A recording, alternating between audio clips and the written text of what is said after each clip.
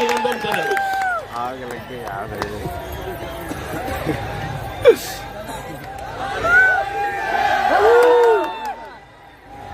गुरुजी हिल गया पंडाल तो इनका ही है। जय जवान दोस्तों, जय जवान। जय जवान। आशा करूंगा कि आप आसपास में जो जहां तक मेरी आवाज जा रही है, वे बाहर साथी नाच रहे हैं, वे भी पंडाल में आ जाएं। आप लोग जो इधर उधर सुन रहे हैं, वो जो बाजे बज रहे हैं उनको भी थोड़ा रुकवाएंगे तो अच्छा होगा। मेरा गला वैसे बैठा हुआ है। कल सूरत महुआ में कार्यक्रम था, वहां पर भी अभी जो पंडाल में जितने लोग हैं उससे ज्यादा लोग थे, और वहां भी पौन घंटा बोल के आया हूं मैं। तो मैं कुछ जरूरी बातें आपके बीच में शेयर करना चाहता हूं, तो आप ध्यान पूर्वक सुनेंगे तो अच्छा होगा। दोस्तों, अभी हमने पूरे देश भर से आए हुए हमारे समाज के एक्टिविस्ट को सुना, और आप लोगों ने मेरे मंच पर आने पर आप लोगों ने इतना उत्साह मुझे भी दिया और आप में भी है।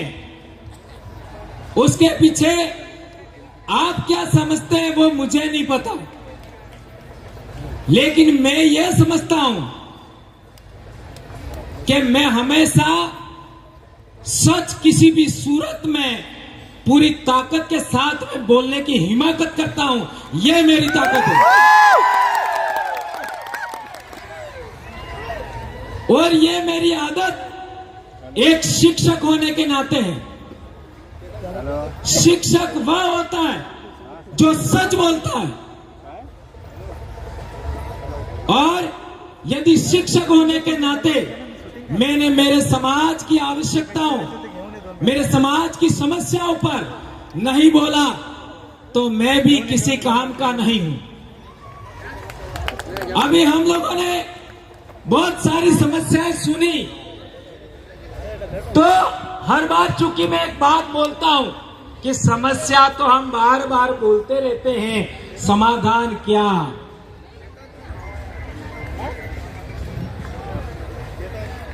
क्या तो कई लोग ऐसा मानते हैं कि भंवरलाल जी का समस्या समाधान का एक ही आइडिया है, और वह है पॉलिटिक्स।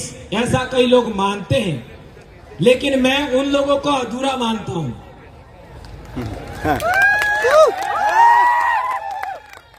अधूरा मानता हूं।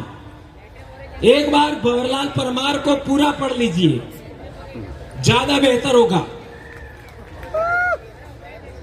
हम लोग हमारी वैचारिकी में बेशक इतिहास सबसे पहले है, लेकिन जो बातें हमने सुबह से यहां तक सुनी, ये सभी बातें यदि विधानमंडल में अर्थात विधानसभा और लोकसभा में हुई होती तो क्या हसदेव होता? नहीं होता। क्या केवड़िया होता?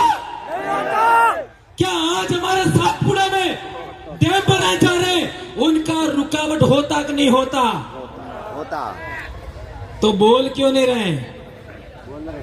जो हमने 47 MLA MP भेजे, 47 MP, वो मुंह लेके गए कि नहीं गए? कौन कह रहा मुंह लेके गए? मुंह नहीं लेके गए। आपका जितने भी आप लोगों ने 47 MP भेजे, क्या वे लोग मुंह लेके गए क्या? यदि मुंह लेके गए होते तो केवड़िया पर बोलते? क्या बोले? क्या नहीं बोले। नहीं बोले तो मुंह कहाँ था? गूंगे है वो तो, गूंगे हैं? और हसदेव पर कितने MLA बोले? 487 MLA पूरे देश में। 47 सांसद है, हंसदे पर कौन बोला? नाम गिनाओ। कई लोगों को गुमान था कि हमारी राज्यपाल है वो भी हमारी सुनती है। तो मणिपुर का राज्यपाल कौन था? कौन था? आदिवासी। क्या बोली? कहीं नहीं बोली। कौन कह रहा कुछ नहीं बोली? ज्यादा लगी है? बोली होती तो अभी हिंसा रुक जाती। कुछ नहीं बोली। क्या सही कह रहा हूं, गलत कह रहा हूं? ये तो बात यार करने। मैं बहुत बड़ी समस्या आपके सामने रख रहा हूं। मैं किसी एमएलए का विरोधी नहीं हूं, किसी एमपी का विरोधी नहीं हूं, किसी राज्यपाल का विरोधी नहीं हूं। अभी आप देख लो, कई लोगों को तो शरीर के अंदर रोमांच पैदा हो रहा था, रोमांच कि हमारी राष्ट्रपति बन गई, हमारा बहुत कुछ आ जाएगा। कुछ हुआ क्या? नहीं हुआ। तो क्या हम लोग इस झाझम से 47 सांसद पहुंचा देंगे, 487 विधायक पहुंचा देंगे, तो क्या हमारी समस्या का समाधान होगा? आप होगा ऐसा कहते हो, लेकिन मैं ना कह रहा हूं। मुझे पता था। नहीं होगा। क्यों नहीं होगा? ये बात समझनी है, और ये बात नहीं समझी तो इतने सारे लोगों ने अभी तक बोला, उसका कोई मतलब नहीं है, कोई मतलब नहीं है। हमारे देश में हम राजनीतिक गुलाम हैं, यह है समस्या। हमारे देश में हम राजनीतिक गुलाम हैं, और राजनीतिक गुलाम है तो राजनीतिक आजादी चाहिए। कौन कौन चाहता है राजनीतिक आजादी? क्या बात कर रहे हो आप? इतने लोग राजनीतिक आजादी चाहते हो, और आपके विधानसभा में आपकी कोई आवाज उठाने वाला नहीं है। सही बात है। तो समस्या क्या है? एक बात, राजनीतिक गुलामी। कई लोग कहेंगे कि ये बात आपने गलत बोला, तो मैं कहना चाहता हूं कि आपके 47 सांसद और 487 विधायक क्या आपने चुन करके भेजे? क्या आपने चुन करके भेजे? तो हाँ, चुने तो आपने, पर क्या आपने सेलेक्ट किए? आपने सेलेक्ट नहीं किए, यह है समस्या। जब नेता आपका है, आपके समाज का है, आपके सीट से जा रहा है, आपका आरक्षण से जा रहा है, तो उसका सिलेक्शन आपको करना चाहिए था। आपको सिलेक्शन का अधिकार नहीं दिया। कब नहीं दिया? 1951-52 में हमारे डूंगरपुर जिले के अंदर एक सीट पर 2 विधायक थे। एक आदिवासियों का विधायक था, एक सामान्य वर्ग का विधायक था। सही कह रहा हूं, गलत कह रहा हूं? हमारे डूंगरपुर के ये प्रदेश अध्यक्ष जी, सही कह रहा हूं, गलत कह रहा हूं? हमारे डूंगरपुर में 1951 में 2 विधायक थे। एक सीट पर एक आदिवासी विधायक था, एक विधायक सामान्य वर्ग था। यह व्यवस्था थी। और उससे पहले हम चाहते हैं तो पुणे पैक्ट करार हुआ 1932 में। तब हमारे देश में जो डेमोक्रेसी आ रही थी, उस डेमोक्रेसी पर यह तय किया था कि जो SC ST लोग हैं, OBC लोग हैं, जो पिछड़े लोग हैं, वो 2 वोट देंगे। एक वोट अपने जनप्रतिनिधि को देंगे और एक अपने इलाके में रहने वाले सामान्य वर्ग के जनप्रतिनिधि को वोट देंगे। तो यदि कोई सामान्य वर्ग का व्यक्ति हमारे पास वोट लेने के लिए आता, तो हम कहते तुम हमारे साथ छुआछूत कर रहे हो, हम तुमको नहीं देंगे। तो वो हाथ जोड़ी करता, आगे से मैं छुआछूत नहीं करूंगा। हम कहते कि तुम हमारे जंगल छीन रहे हो, पहाड़ छीन रहे हो, हमारी नदियों का पानी तुम खराब कर रहे हो, जैसे ये दमनगंगा का हुआ। तो हम कह सकते थे कि हम तुमको वोट नहीं देंगे, तो वो कहता कि आगे से मैं ऐसा ख्याल नहीं करूंगा। और दूसरा, हमारा आदमी हमारे बलबूते जाता तो वो हमारी आवाज वहां धड़ल्ले से बोल सकता था, कोई रोकने वाला नहीं था। तो आज 1951-52 के बाद हमारे देश में आदिवासियों पर पूना पैक्ट थोप दिया, और इसकी वजह से आदिवासियों का नेता कौन होगा ये सेलेक्ट करने का पावर पार्टियों के हाईकमांड के पास में है। यह है समस्या। और पार्टियों का हाईकमांड में कितने आदिवासी है? 0। कितने? ऊपर तो एक भी नहीं है। क्या बात कर रहे हो? यहाँ तो गांव से लगा करके गली गली तक नेता ही नेता है। नेता बने वो तो वो क्या नौकर चाकर है क्या? बस वही हो, क्यों नहीं है हाईकमांड में? उनको लेंगे। ये है बड़ी समस्या। हमारे समाज पर जो वो लोग जो भारत के आदिवासी नहीं है, इंडिजिनस पीपल नहीं है, वो है हाईकमांड में। अब उनके पास तुम टिकट मांगने जाओगे तो तुम्हारा क्या होगा? जो बोलने वाला उसको कभी टिकट नहीं मिलेगी, लिख लो।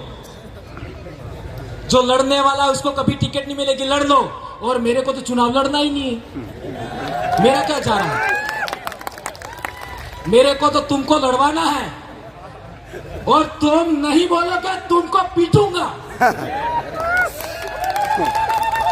हमारे 3 लोग बोले, यदि वो मैं चाहता हूं या फिर हमारा समाज चाहता है या हमारे इलाके का कार्यकर्ता चाहते, वैसा नहीं बोलेंगे, इनको यही पीट डालेंगे हम। तो वो बोले, आपके वाले वो कब बोलेंगे? पीट ही नहीं सकते। कब बोलेंगे? ये है बड़ी समस्या। धन्यवाद।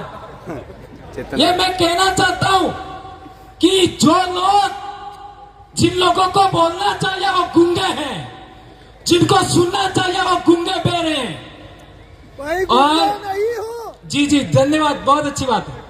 और मैं एक बात कहना चाहता हूँ, 4.5 साल तक तो हम लोग क्या करते हैं, समाज का जन जागरण करते हैं कि हमारा ये होना चाहिए, हमारा वो होना चाहिए, और अंतिम 6 महीने में हम लोग गांधी जी के 3 बंदर बन जाते हैं। नहीं सुनूंगा, नहीं बोलूंगा और नहीं देखूंगा। बनते कि नहीं बनते? खुला मैदान छोड़ देते हैं। तो हंसते उजाड़ा गया वो कानून कहाँ बना? कहाँ बना? संसद और विधानसभा में बना। संसद में बना, और संसद में तुम्हारी आवाज उठ ही नहीं रही है। ये केवड़िया में आपका नोटिफाइड एरिया बना, वो कानून कहाँ बना? गांधीनगर में तुम्हारा बोलने वाला कोई है ही नहीं। तो जहां बोलना चाहिए वहां कोई नहीं है तुम्हारा, और यहां पर हम बड़ी बड़ी बातें कर रहे। तो इस समस्या का समाधान करना या ना करना, 70 साल से हमें क्या करना चाहिए, क्या नहीं करना चाहिए, ये भ्रम ही दूर नहीं किया हमने। इसलिए समस्याएं बहुत सारी है, समाधान संभव है, लेकिन सही रास्ता तो चुने। सही रास्ता ही नहीं पकड़ा अभी तक। जब सही रास्ता नहीं पकड़ा तो समाधान कैसे होगा? कई लोग पहले मेरे को कहते थे कि बंवर को भी चुनाव लड़ना है, इसलिए वो ऐसा बोलते। मेरे को हर बार बोलना पड़ता है, मैं कभी नहीं लड़ूंगा। मैं एक शिक्षक हूं, और शिक्षक का जो धर्म होता है वो शिक्षक करेगा। भारत देश के अंदर 47 विश्वविद्यालय थे भारत में, पूरी दुनिया के लोग पढ़ने के लिए आते थे। आज हालात क्या है शिक्षा का? भारत देश में अंदर इकोनॉमी 37% थी ईस्वी सन के आसपास, आज 6-7 पर दौड़ रही है।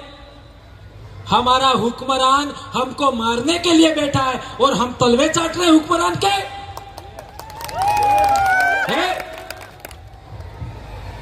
और हम तो कह रहे हैं हमारी कांग्रेस आई है।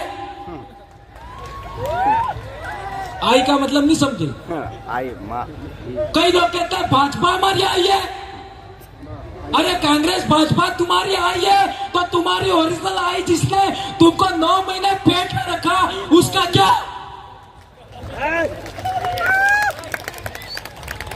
और मैं भंवरलाल परमार, मेरी माँ ने मेरे को पैदा किया तो मेरी माँ को भी किसी माँ ने पैदा किया, मेरी माँ की माँ को भी किसी ने पैदा किया। लाखों पीढ़ियों की माँओं को इस भारत भूमि ने पेट भरने के लिए अन्न दिया, पानी दिया, हवा दिया, जलवायु अच्छा दिया, मकान दिया। उन लाखों माँओं के लिए क्या तुम्हारी वो माँ बन गई राजनीतिक पार्टियां? तो लाखों माएं जिन्होंने इस भारत भूमि पर पैदा होकर के तुम्हारे डीएनए को यहां तक लाई है, उनका क्या? इसलिए मैं आदिवासी डीएनए के अलावा किसी दूसरे की बात नहीं मानता। और मैं सिद्ध करना चाहता हूं, चैलेंज है मेरा खुला कि आदिवासियों से बेहतर भारत में कोई पैदा हुआ है तो मेरे से बहस करो। आ जाओ, आ जाओ। भारत देश के अंदर आदिवासियों से कोई बेहतर आदमी पैदा हुआ है, कोई बेहतर महिला पैदा हुई है, मेरे से बहस कर लीजिए। चलो, मैं चैलेंज करता हूं, कोई पैदा नहीं हुआ, आदिवासी से बेहतर कोई नहीं है। इसलिए गैर आदिवासियों की तरफदारी बंद करो, गैर आदिवासियों के दाखले देने बंद करो। आदिवासी अहिंसक कौम है, आदिवासी हिंसक कौम नहीं है। और अहिंसक कौम है, शांतिपूर्ण अस्तित्व को मानता है, लोकतांत्रिक व्यवस्था को मानता है, गणतांत्रिक सामुदायिक व्यवस्था को मानता है। इसलिए रजवाड़े काल में समतल जमीन हमसे छीन गई, हम जंगल पहाड़ों में आना पड़ा।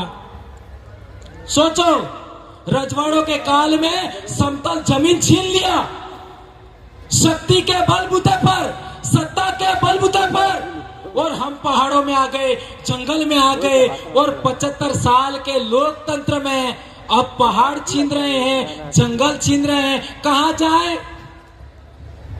अब कहां जाए? मंगल ग्रह पर जाए क्या? और कई हमारे भगत लोग तो सोचते हैं इस जिंदगी में तो कुछ नहीं हुआ साला, मरने के बाद जो जिंदगी है स्वर्ग वाली वो ठीक रहेगी। यानी कुछ भी हो गया चलो चलेगा, लेकिन स्वर्ग मिल जाए। और मैं हमारे इलाके में बोलता हूं, ऐसे जो भगत अंध भक्त लोग हैं ना, जिनका दिमाग का कचरा हो गया है, वो क्या सोचते हैं, मेरी पत्नी नहीं जाए तो भी चलेगा लेकिन मैं स्वर्ग में जाना चाहूंगा। अरे तुम्हारा स्वर्ग यही है। आदिवासियों को पानी बहता है उसको स्वर्ग लगता है, आदिवासियों को, आदिवासियों को जंगल स्वर्ग जैसा लगता है, आदिवासियों को पहाड़ स्वर्ग जैसे लगते हैं। और आदिवासियों के बीच में रह करके जो जिंदगी है वो कहीं पर भी नहीं है। सही है, कहीं पर भी नहीं। और इसलिए मैंने फैसला किया कि मैं कल मर जाऊं तो भी चिंता नहीं है, सच जरूर बोलूंगा। आज नौकरी छीन जाए कोई चिंता नहीं, सच जरूर बोलूंगा। अब मेरा सवाल है कि सोशल मीडिया के माध्यम से बाद में भी लोग सुनेंगे, आज आप भी सुन रहे हो और लोग दूसरे सुनेंगे। क्या एक ही प्रश्न वापस दोहरा रहा हूं, क्या हमारे अंदर से निकले हुए लोग जो अच्छा बोलना चाहते हैं, अच्छा जानकारी रखना जानते हैं, और हमारी कलेक्टिव वॉइस यानी आदिवासियों की कलेक्टिव वॉइस विधानसभा और लोकसभा में जानी चाहिए कि नहीं जानी चाहिए? जानी चाहिए। तो उसका हमारे पास क्या फार्मूला है? क्या फार्मूला है? हमने राजस्थान में एक मॉडल बनाया। क्या मॉडल बनाया? Top model. नहीं, बाप बनाओ चाहे कितनी भी पार्टियां बना लो, उससे भी कोई फर्क नहीं पड़ेगा। बनाने वाला मैं ही हूं, लेकिन ऐसा बोलता हूं।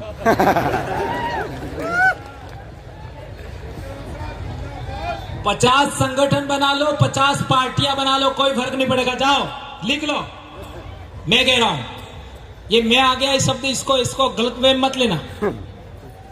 कोई फर्क नहीं पड़ेगा, कितनी भी पार्टियां बना लो, कितने भी संगठन बना लो, कोई फर्क नहीं पड़ेगा। पब्लिक के हाथ में नेता की कमान देनी पड़ेगी। अभी हमारे लोकसभा का चुनाव आ रहा है, हमारे इलाके में बांसवाड़ा का रेफरेंस देख लूं तो बांसवाड़ा में लोकसभा का हमारा कौन चुनाव लड़ेगा, तो 728 लोग वोट देंगे। जो जीता वो चुनाव लड़ेगा, 728।